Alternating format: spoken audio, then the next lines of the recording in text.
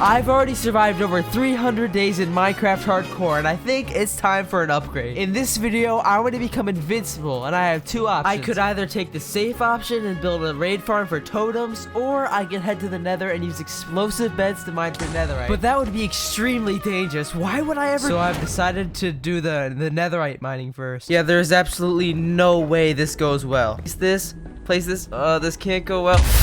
Oh, okay, that actually wasn't too bad, but wasn't that supposed to blow up like way more stuff? Alright, I think I found somewhere with no big lava pools nearby, so let's try digging down over here. So we've done this before, it shouldn't be too bad. Place that, and nothing. Alright, now we just begin the long grind of constantly blowing up beds, trying to get enough ancient debris. Finally something. That was like 5 beds though. And 5 beds might not sound like a lot, but we have to get 36 ancient debris in order to upgrade all our tools and armor. That was a lot of beds for 3 ancient debris. I have a feeling that was very unlucky. So let's try to get a different bed color and come back again. Have you checked to see if you're subscribed lately? I'm working on a mega project in this hardcore world, but I'm not posting the video until we hit 10,000 subscribers. It's gonna be the craziest video I've ever done, and you don't want to miss it, so make sure you subscribe. Anyways, back to netherite mining. I don't even want to tell you how many hours this took. After all that, we now have 36 pieces of ancient debris, which smelts down perfectly into the 5 pieces of netherite we need. So if we throw this in a furnace, before long, we'll have full netherite armor. Now with our 36 netherite scrap and a bunch of gold as well, we can craft 9 netherite ingots, which then we will add to our armor on the smithing table. There we go. We are now much stronger, and that feels great. However, our only problem is our armor is pretty destroyed from all that netherite mining, and the only way we can repair it is by getting new armor or getting mending. Using mending, we'll be able to repair our armor, but to get mending books, we're gonna need villagers, librarian villagers, and thanks to our last episode, we have plenty. So real quick here, let's design a little bit of a house to store all of our villagers for trading. Now that we have somewhere to put them, let's use this rail line. Come back here. Let's just use this rail line to get the villager all the way into the build. And now we have villagers. One for unbreaking, one for efficiency 5, and one for mending. The 3 main books we need. However, they're extremely expensive, which is why we are here at a nether fortress. And the reason I want to come here is to get potions, because if we want to lower the villagers' trades, we have to zombify them and then cure them with potions. So first we need to kill off a few blazes.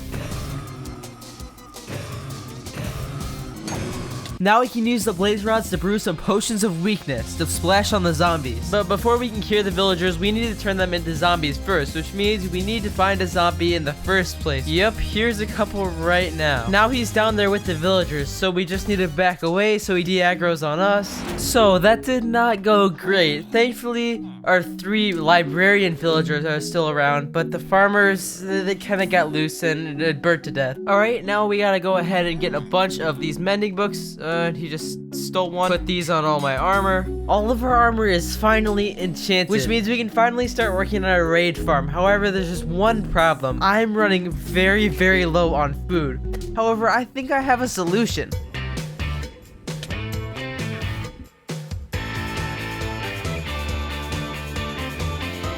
This is a hoglin farm, the solution to all our food problems. This will pretty much produce us infinite pork chops, and not only that, it's also going to give us leather, which is amazing. So let me just sit up here for a few hours, or however nether time works, I'm not quite sure. After a little bit of AFKing, let's see how much food we got, and not bad. We actually got quite a few stacks here, and we can AFK whenever we want. Now we can finally begin building our raid farm. However, in order to build the raid farm, we're going to need 1 villager, so I need to grab a villager from down here and transport him with me all the way over to near the pillager outpost. This journey is going to take a little while.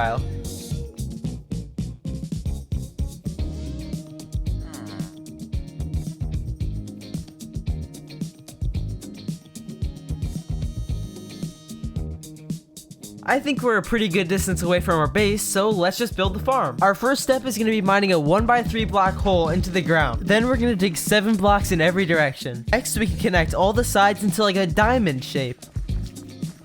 Now we can just dig out the inside of the diamond. Now we can dig out a hole in the ground for the villager, leave just enough space for him in there. We're gonna place a bed and then cover it right up. We won't have to worry about him ever again. Now we're gonna go around the outline of our farm placing slabs, which leaves us just enough room to put the water in place. With all the water in place, we're now gonna dig down 27 blocks. Down here, I've built a little room with some hoppers and chests to get all the items. And after placing some lava for the Ravengers on top, I think the farm is ready. I'm honestly a little bit nervous because this could go very, very wrong. Our first step is to actually get the bad omen effect, which we can only get by killing a raid captain, which should hopefully be over here in this pillager outpost. Ow.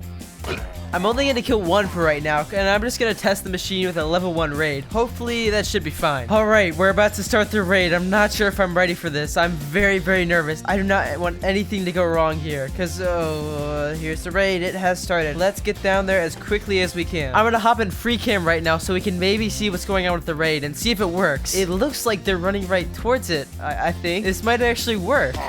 Yes, they're all falling into the machine. This is perfect.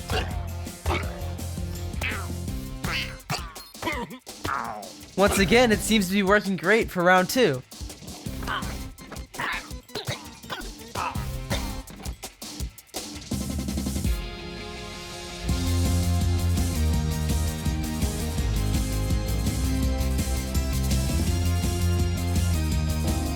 There we go, we beat the raid, and from one raid we get 4 totems. That's not bad at all. However, there's just one problem now. Look at this farm. It's extremely ugly. It's an eyesore for this whole area, which I eventually want to transform.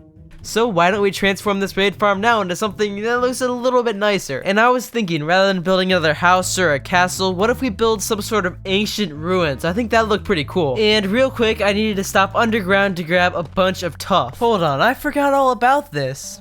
Let me go grab some wool. Hear me out, I think we need to test all our new overpowered gear. So I'm gonna get sidetracked from that building project real quick and maybe try to go for a Swift Sneak book.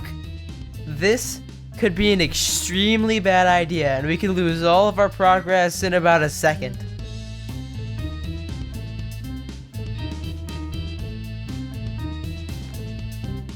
Alright, so if we walk on the wool up here, we should be relatively safe. Oh no, that was really stupid of me. I accidentally lit off one of the shriekers, so we're gonna play it extra careful from... The warden's not gonna spawn, is it? Oh no, what? I stepped on it. Oh no. Alright, we're gonna approach the center of the city, which is probably not the best idea when we're one noise away from summoning the warden, but I'm gonna try to be extremely careful from here on out.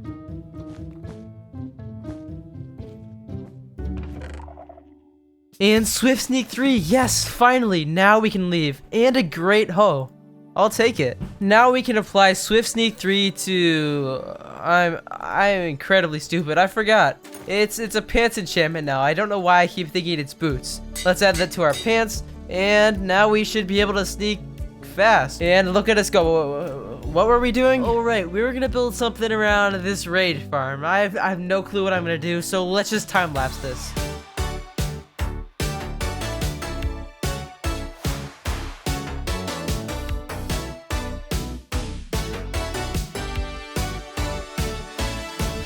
And here's what I ended up with. It's not bad, is it? It's just a whole bunch of ruins to make it look like maybe there's a building here at one point or some sort of castle, but clearly it's been a while. And with that, I've completed my goal of becoming almost invincible in Minecraft Hardcore, which means we can begin working on some of my huge plans for this world, including my 10,000 subscriber special. And if you want to see that, you've got to subscribe so we can hit that 10K mark. Anyways, thank you so much for watching, and I'll see you in episode 4.